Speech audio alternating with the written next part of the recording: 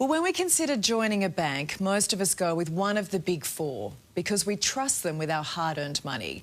Well, today the corporate watchdog, ASIC, slapped ANZ with a record $240 million fine for betraying the trust of 65,000 customers.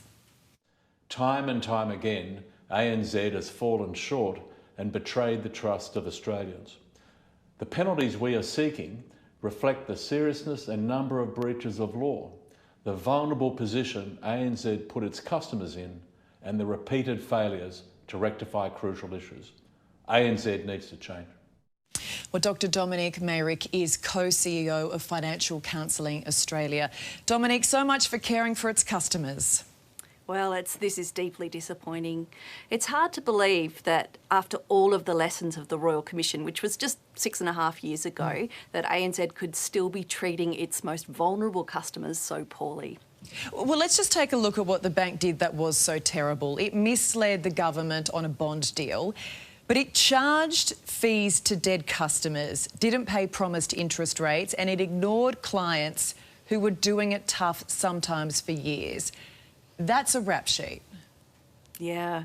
The one that concerns us the most, I think, is that last one.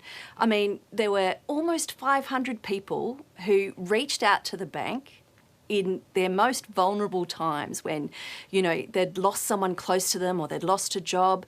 Sometimes, you know, they've had a serious illness diagnosis or they're experiencing family and domestic violence. They're reaching out for hope, reaching out for help, and getting nothing in response, either radio silence or long delays. It's just not good enough. Yeah, and I know you've said before, like banks, they have an obligation to be honest and an obligation to be humane. Did ANZ fail those tests?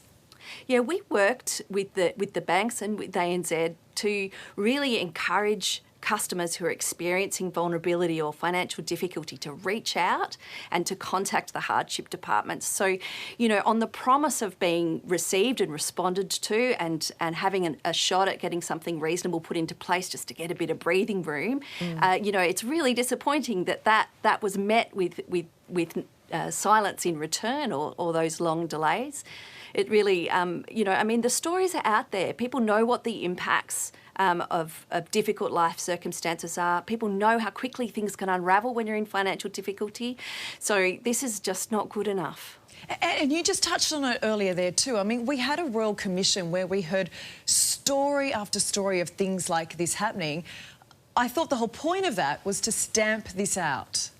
Well, so did we, and it's really disappointing to see that 6 years on we are still dealing with things like this. You know, it's great to see the corporate regulator keeping the pressure up to be addressing these issues, but it sort of beggars belief that it's still something that we have to deal with. And look, the fine seems big, $240 million, so that's until you look at how much ANZ made last year, $6.7 billion. Why didn't ASIC slap it with the maximum penalty possible? Look, the penalty that's been agreed is pretty hefty. It's not actually going to help much for those people who were affected, those nearly 500 people who put out a request for help that wasn't answered. But we do hope that it really does send a very, very clear message that it's not optional to treat your customers well, and it's not optional to take special care of your customers who are experiencing vulnerability. It's absolutely imperative. Because this comes at a time when the bank is cutting 4,500 jobs, so it's a bad week for ANZ. We saw the chairman come out today and apologise, assuring customers that action has been taken. Does that mean much? Well, look, let's hope that it does. Let's hope that this is the beginning of a new era and there's significant changes, because something has to change. Something has to change. I mean, not just for those people who are reaching out for hardship, but for people who are in the midst of grief, who are dealing with their loved ones dying. You know, there's enough going on without also having to wait or get no response from the bank or being charged your late fees to your family members who've passed.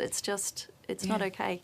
And we should make the point, it's not the biggest ever banking fine. Westpac copped $1.3 billion, CBA $700 million. This is the 11th breach by ANZ in a decade. What will it actually take, do you think, for banks to do the right thing?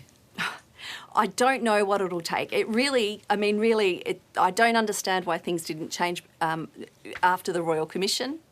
this hopefully will add to that imperative to put everything behind making sure that the ways that customers are treated are fair and compassionate and responsive. Yeah, look, we did ask the ANZ Bank boss to come on today. He said no. It is a big job winning back that trust. Thank you so much, Dominique. Thank you.